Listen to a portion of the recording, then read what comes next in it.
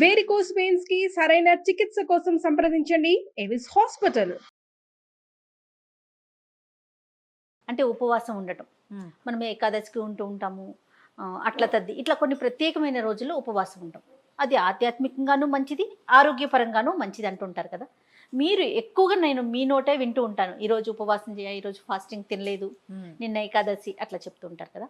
మీకు ఎట్లా అనిపిస్తుందండి ఆరోగ్యపరంగా? చాలా హ్యాపీగా అంటే లైట్గా ఉన్నట్టు అనిపిస్తుందా? ఒళ్ళు తేలిగ్గా ఉంటుంది నెక్స్ట్ డే. మనకి మన కల్చర్లోనే అది ఉంది జయ. ఆరోగ్యానికి అవసరం. ఇప్పుడు మనం మామూలుగా ఏం తింటాం, మన వైపు మన ప్రాంతాల్లో అన్నం తింటాం. అవును. దాంట్లోకి ఓ పప్పు, ఓ కూర, ఓ పచ్చడి, ఓ పులుసు, పెరుగు, పెరుగులోకి మామిడి పళ్ళు, అరటిపండు, ఇంకో పండు. తర్వాత మనకి మంచి ఆహారం మంచిది అంటే గారెలని, బూర్లని, అప్పాలని, అరిసెలని మన ఆహారం అలాంటిది కదా. ఆయిలీ ఫుడ్ తీసుకుంటాం, పైగా నెయ్యి వేసుకుంటాము బేసిక్గా. ఇప్పుడు ఎవరికి ఇవన్నీ లభిస్తున్నాయి అని ప్రశ్న కాదు, అసలు సహజంగా ఇవన్నీ ఆయిలీ ఫుడ్ కూడా ఉంటుంది. ఇప్పుడు ఇన్ని రకాలు తినేటప్పుడు మధ్య మధ్యలో కొంచెం గ్యాప్ ఇవ్వటం, పొట్టకి రెస్ట్ ఇవ్వటం, లైట్గా ఘనాహారాలు కాకుండా ద్రవ పదార్థాలు తీసుకోవటం, ఇది అవసరం కదా. హెవీ లోడ్ ఇచ్చి తర్వాత 2 రోజులు గ్యాప్ ఇస్తే పొట్ట దాన్ని అరగదీస్తుంది, శరీరం దానివల్ల వచ్చిన శక్తిని వాడుకుంటుంది, మనం మళ్ళీ తిని మళ్ళీ శక్తిని పుంజుకుంటాం అంతే. ఇది ఒక సిస్టమేటిక్గా నడిచే వ్యవహారం. మనకి తిండాలు ఎలా ఉన్నాయో ఉపవాసాలు అలా ఉన్నాయి మన సిస్టంలో.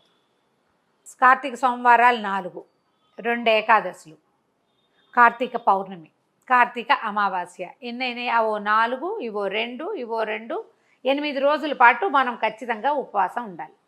ఇలాగే మనం ప్రతి నెల కూడా చేయొచ్చు. అందుకని మనకేం చేశారు, ప్రతి నెల చేయలేని వాళ్ళకి కూడా కార్తీకంలో ఈ సిస్టమ్ పెట్టారు. కార్తీక నక్తాలు పగలల్లో ఉపవాసం ఉండి చీకటి పడ్డాక చంద్రుడిని చూసి సుఖం చూశాక భోజనం చేయటం. అలాగే మనకు బోలెడని నోములు, వ్రతాలు, పూజలు ఎన్నో రకాలు ఉన్నాయి. వీటన్నిట్లలో కూడా పొద్దున్న పూజ చేసుకోవాలంటే బ్రేక్ఫాస్ట్ తినకుండా పూజ చేసుకోవాలి, ఎంగిలి పడకూడదు. అన్నానికి భిన్నం ఏదైనా కొంచెం పలహారం చెయ్యొచ్చు. ఉండలేని వాళ్ళు, గర్భవతులు, పిల్లలకు పాలిచ్చే తల్లులు, ఓపిక తక్కువ వాళ్ళు, షుగర్ ప్రాబ్లం ఉన్న వాళ్ళు, తీసుకునేవారు కొంచెం ఓకే ఇప్పటిదాకా ఉండి మధ్యాహ్నం భోజనం చేస్తాం. శుక్రవారాలు రాత్రి ఉపవాసం, శుక్రవారం పూజలు చేసుకుంటామా, రాత్రి ఉపవాసం. ఇవన్నీ కూడా ఏంటంటే మధ్యాహ్నం మనం గారెలు బూరెలు వేసుకుని అప్పాలు పప్పలన్నీ తినేస్తాం, రాత్రికి మానే దీన్ని అరగదీస్తుంది శరీరం, ఆ శక్తిని వాడుకుంటుంది.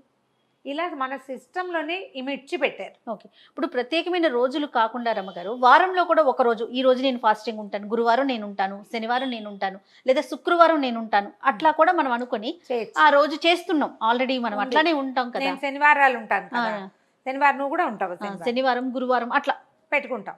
ఇప్పుడు మొత్తం అన్ని వారాలు ఉపవాసం కాకుండా వారంలో 1 రోజు 2 రోజులు ఫాస్టింగ్ చేసుకోవచ్చు మనం. మీ ఉద్దేశంలో కాదు రమ్మగారు, ఇప్పుడు మధ్యాహ్నం తినేసి నైట్ ఏదన్నా టిఫిన్ చేసి ఉండటం, లేకపోతే అసలు ఏమీ తినకుండా ఉండటం, పూర్తిగా రోజంతా కూడా ఏమీ తీసుకోకుండా ఉండటం, వీటిల్లో ఏది ఆరోగ్యానికి మంచిదని మీరు అనుకుంటారు? ఏదైనా లైట్గా తిని మిగిలిన పొద్దు తినకుండా ఉండటం మంచిది అనిపిస్తుంది. అంటే మార్నింగ్ ఏదైనా ఒక చిన్న అల్పాహారం తిని సాయంకాలం వాటర్ తోటి ఏదైనా ద్రవ పదార్థాలతోటి ఉండొచ్చు. మనకి కూడా అన్నం తినలేదని ఫీలింగ్, భావన ఉండదు. ఇందులో నిర్జలోపవాసం అని ఒకటి ఉంది, జలం కూడా తీసుకోకుండా ఉండేవాళ్ళు. ఓకే. మంచినీళ్ళు కూడా తీసుకోరు, అక్కడ సిస్టమ్ అది. మనకి అల్పాహారం తీసుకుని ఉంటాం మనం. ఈ ఒక్క పొద్దు ఉండటం అంటే మామూలుగా ఏం జనరల్ ఒక్క పొద్దు అంటే మధ్యాహ్నం భోంచేసేసి రాత్రి టిఫిన్ తింటాం. అవును, కొంతమంది టిఫిన్ తింటారు, కొంతమంది అది కూడా తీసుకోరు రమ్మగారు. సాధారణంగా ఏ శనివారం నాడు రాత్రిపూట నేను ఏ టిఫిన్ ఏమీ తిన్ను, మధ్యాహ్నం తీసుకున్న భోజనం అంతే. మార్నింగ్ బ్రేక్ఫాస్ట్ కూడా తిన్ను నేను. ఎప్పుడో ఒకసారి పీరియడ్స్లో కానీ లేకపోతే ఏదైనా ఒంట్లో అస్సలు బాగోలేదు, నాకు చాలా ఉన్నప్పుడు నలతగా ఉంటే ఒక పూట యాడ్ చేస్తా, ఒక పూట, లేకపోతే అది కూడా లేదు. ఓకే. నాకు బాగుంది అనిపిస్తుంది. ఆదివారం చాలా ఫ్రెష్గా నిద్రలేస్తాను నేను. ఈ ఉపవాసంతో పాటుగా మనం ఏంటి, ఆధ్యాత్మికత ఏమిటి, మనం ఏ దైవానికి సంబంధించి ఉపవాసం చేస్తున్నామో వారికి పూజ చేసుకోవటం అంతే. పూజ చేసుకోవడం, వారికి సంబంధించిన దేవాలయానికి వెళ్ళటం, ఇవి మన నియమాలు. ఓ పొద్దున్నానని అర్ధరాత్రి 12 అయ్యాక తినేస్తామన్నారు అన్నది సిద్ధాంతం చూసావా, అది శుద్ధ తప్పు, అది చేయకూడదు. సినిమాలో చూసి శనివారం అర్ధరాత్రి మీకు చికెన్ తినేయచ్చు అని మాత్రం భావించకండమ్మా. భారతీయుల రోజు అర్ధరాత్రితోటి మొదలవదు. సూర్యోదయం టు సూర్యోదయం. అవును. శనివారం పొద్దు నుంచి శనివారం మొదలైతే ఆదివారం పొద్దుటికే ఆదివారం మొదలవుతుంది. అంతే, అదే లెక్క తీసుకోవాలి. గంటలు చూసి ఉపవాసం చేస్తే అది ఉపవాసం అని అనిపించుకోవద్దు, అది తప్పు. ఓకే. మీరు సాటర్డే ఫాస్టింగ్ అంటే భగవంతుడికి కదా మీ పాయింట్. అంతే కదండి. వెంకటేశ్వర స్వామి ఆయన 12ంటికి ఆయన పడుకోవడానికి మేడ మీద నుంచి కొండ నుంచి కిందకి దిగి వస్తాడు కాబట్టి నువ్వు తినేస్తానని అనుకోవద్దు. ఓకే. మనకి సూర్యుడు నియమం.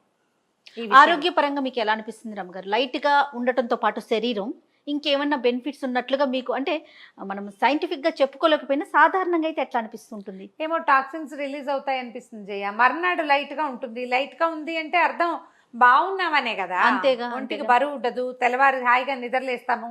పొద్దున 10కి 9 నాకు అసలు ఆకలేదు జయ. మార్నింగ్ ఎప్పుడు నెక్స్ట్ డే ఇంకో ఆకలి మామూలుగా అసలు జనరల్ గా పొద్దుటి పూట ఆకలిగా ఉండదు నాకు. 11ంటి దాకా దేక్తూనే ఉంటాను. నేనేం తినకుండా ఉంటూ ఉంటాను. ఓహో. బ్రేక్ఫాస్ట్ తినాలన్న ఒక నియమం ఉన్నప్పటికీ నేను చెప్తుంటా చేసేస్తారండి బ్రేక్ఫాస్ట్. స్కిప్ చెయ్యను కానీ తక్కువ తింటాను. 11 దాకా వేయదు. కానీ ఉపవాసం ఉన్న మరుసటి రోజు ద్వాదశి నాడు 8ంటికి కర్ర అని ఆకలిస్తుంది. శరీరంలో పొట్ట సరిగా పనిచేస్తుంది. పేరుకుపోయిన కొవ్వంతా కూడా కరిగిపోతుందని కూడా వింటూ ఉంటాం కదండి. కరిగిపోతుందో లేదో తెలియదు. ఆకలి మాత్రం వేస్తుంది. ఆదివారం పొద్దున కూడా ఆకలిస్తుంది. ఓకే.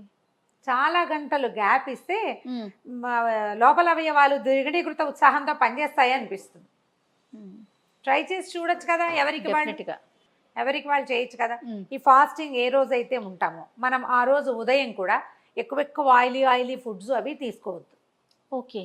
కూరల్లో బోల్డంత నూనెలు వేసేసి అప్పడాలు వడియాలు చెక్కలు చేగోడీలు అవి పుచ్చుకోవద్దు. లైట్గా తీసుకోవాలి. మామూలుగా తినండి. అన్నం కూర పులుసు పచ్చడి ఏదో సామాన్యంగా.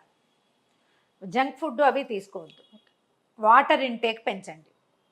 కుదిరితే మజ్జిగ, కొబ్బరి నీళ్ళు లాంటివి. కాఫీ టీ తీసుకోవద్దు ఎక్కువగా. కానీ ఫాస్టింగ్ ఉన్నప్పుడు సాధారణంగా చేసేది అదే కదరమ్మ గారు. టీ ఎక్కువ తాగేస్తూ ఉంటారు. చాలా మందిని చూసాను నేను. ఆకలేస్తుంది, దాన్ని ఆపటం కోసం నీళ్లు తాగండి దాని బదులు. రైట్. కావాలంటే నీళ్ళలో కొంచెం తేనె వేసుకోండి. నీళ్ళు తీసుకోండి ఎక్కువ. మర్నాటికి మీ ఒంట్లో తేడా ఎవరికి వాళ్ళకి ఖచ్చితంగా తెలుస్తుంది. షూర్. ట్రై చేయండి. ఇందులో ఆధ్యాత్మికతతో పాటుగా ఆరోగ్యం ఉంది. ఈ ఆధ్యాత్మికతను ఎట్లా పెంపొందించాలంటే 12 అయిపోయింది కాబట్టి నేను ఏదైనా తినేయచ్చని అనుకోవద్దు. మీరు ఏది తినటం దైవానికి పనికిరాదు అని భావిస్తారు. నేను కాదు, నేను చెప్పట్లే అసలు ఆ పాయింట్.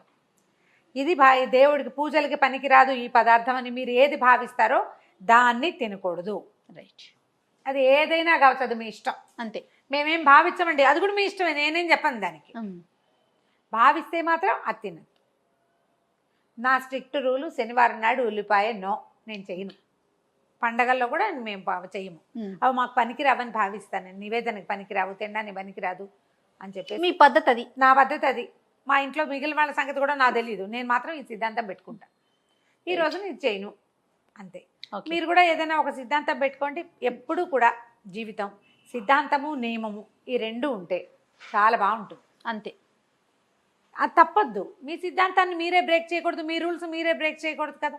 రూల్ బ్రేక్ చేయాల్సి వస్తే దానికి ఒక జస్టిఫికేషన్ ఉండాలి తప్పకుండా. ఇలాంటి పరిస్థితి వచ్చింది కాబట్టి ఈ రూల్ బ్రేక్ చేయవలసి వచ్చింది. రైట్. అంతే.